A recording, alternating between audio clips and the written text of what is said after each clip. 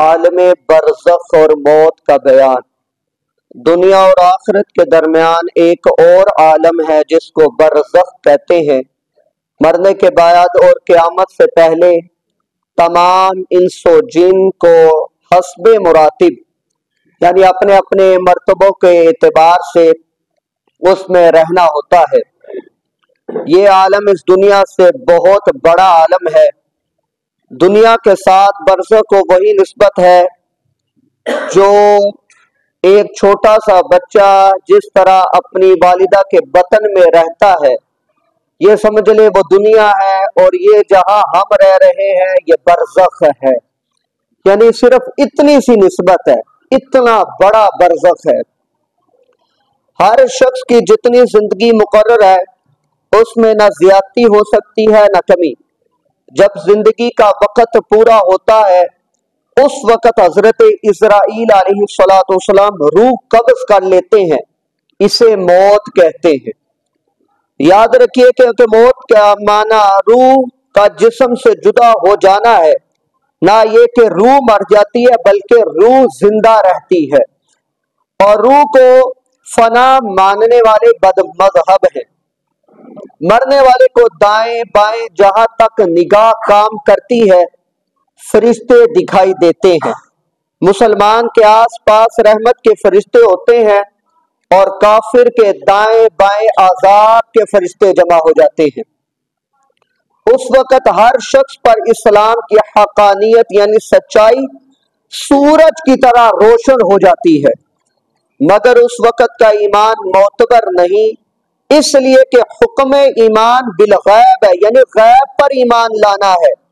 اور اب غیب نہ رہا بلکہ یہ چیزیں اب سامنے آنا شروع ہو جاتی ہیں۔ اس وجہ سے اس وقت کافر بھی کہتا ہے یا اللہ میں ایمان لایا، تو اللہ تعالیٰ فرماتا ہے اب دیکھتے ہوئے ایمان نہیں ہے، کیونکہ اب اسلام کی حقانیت تم اپنی آنکھوں سے دیکھ رہے ہو۔ یہ مسلمان بھی دیکھتا ہے اور کافر بھی۔ مرنے کے بعد بھی روح کا تعلق بدن انسانی کے ساتھ اسی طرح برقرار رہتا ہے، اگرچہ روح بدن سے جدا ہو گئی مگر بدن پر جو گزرے گی روح ضرور اس سے آگاہ اور متاثر ہوگی، جس طرح حیات دنیا میں ہوتی ہے بلکہ اس سے بھی زائد۔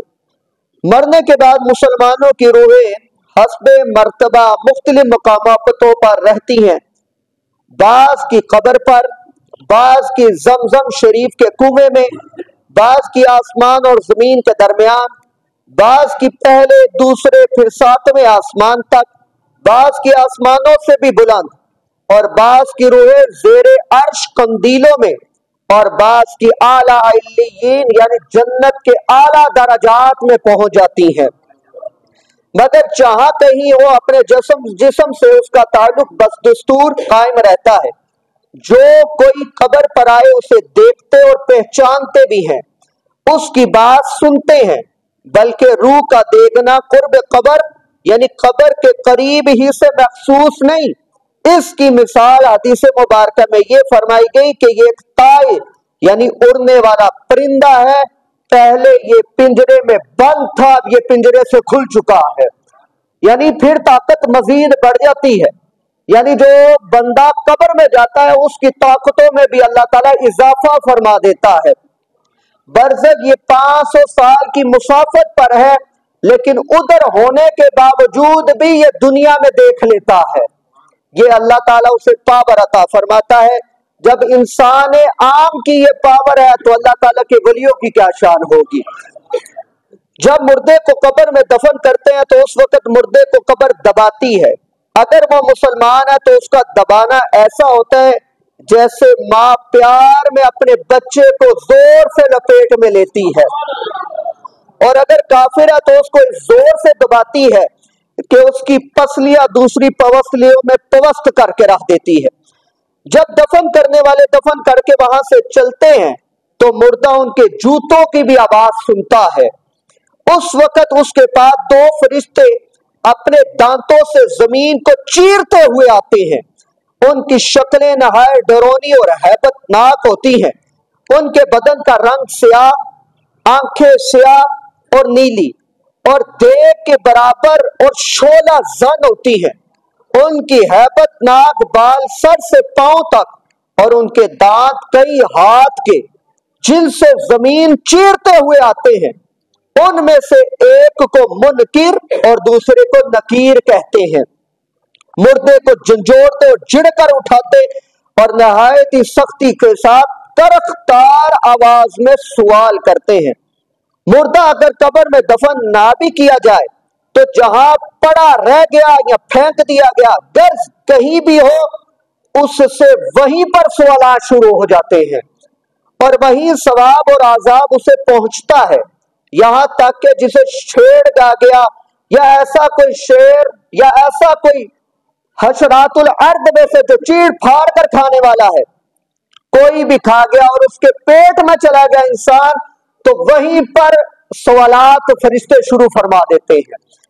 ये बात याद रखिए कि अजाब कब्र जिस्म और रूह दोनों पर होता है। जिस्म अगरचे गल जाए, जल जाए, सड़ जाए, खाक हो जाए, मगर उसके अजजाए असलिया कयामत तक बाकी रहेंगे।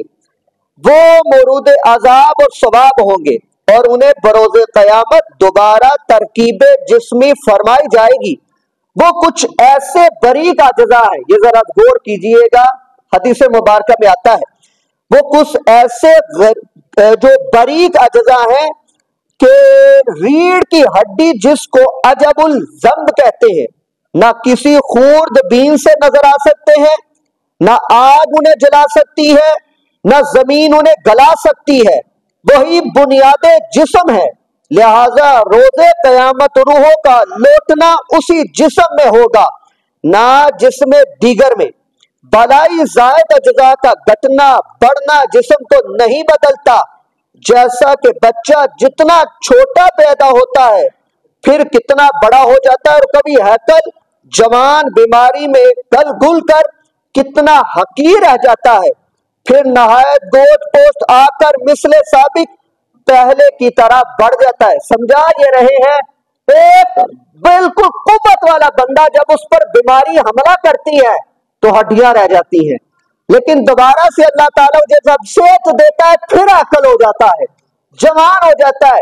अल्लाह ताला के प्यारे हबीब ये फरमा रहे हैं कि इसी तरह अल्लाह ताला वो जो हड्डी नजर भी नहीं आती, अल्लाह ताला उससे कहेगा कुन हो जा, वो दोबारा से जिंदा हो जाएगा।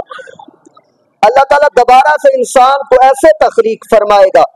अंबिया अलैहिस्सलाम और ये कराम, उलमाए दीन, शुहदा, हाफिजाने कुरान के कुरान मजीद पर अमल करते हो, वो जो मनसबे मोहब्बत पर फाइज हैं, वो जिस्म जिसने कभी अल्लाह की नाफरमानी ना की और वो कि अपने औकात तुरू शरीफ में मशगूल रखते हैं, उनके बदन को मिट्टी नहीं खा सकती।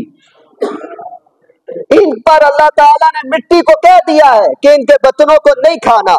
आखिरी बात, आला हज़रत रज़ियल्लाहु ताला अन्हु फरमाते हैं, अहले सुन्नत के नजदीक अंबिया और शुहदा अपने अबदान यानी बदने शरीफा के साथ जिंदा हैं, बल्कि अंबिया अलैहिस्सलाम के अबदाने लतीफा जमीन पर हराम कर दिए गए हैं। यह हदीस मुबारक है, इन्नल्लाह हर्रमा अलल अर्द अन ताकुलुल अजसादल अंबिया, बेशक अल्लाह ताला ने जमीन पर हराम कर दिया है कि वो अंबिया के जिस्मों को खाए। फनबियुल्लाह हय्युन, अल्लाह का हर नबी जिंदा है। युसल्लून, वो नमाज पढ़ते हैं, वो युरज़क़ून, और रिज़्क़ दिया जाता है। ये अल्लाह ताला के नबियों की शान है। आके दो जहां पर हबीब अलैहिस्सलाम की आखिरी जो बात फरमाया, अलामा सुबकी शफा सकाब में लिखते हैं, शुहदा की जिंदगी बहुत आला है। जिंदगी और रिज़्क़ की ये किस्म उन लोगों को हासिल नहीं होती जो इनके हम मर्तबा नहीं, और अंबिया की जिंदगी सबसे आला है, इसलिए कि वो जिस्म और रूह दोनों के साथ हैं, जैसा कि दुनिया में थे और हमेशा उसी तरह रहते हैं। उनकी जिंदगी में तब्दीली नहीं आती।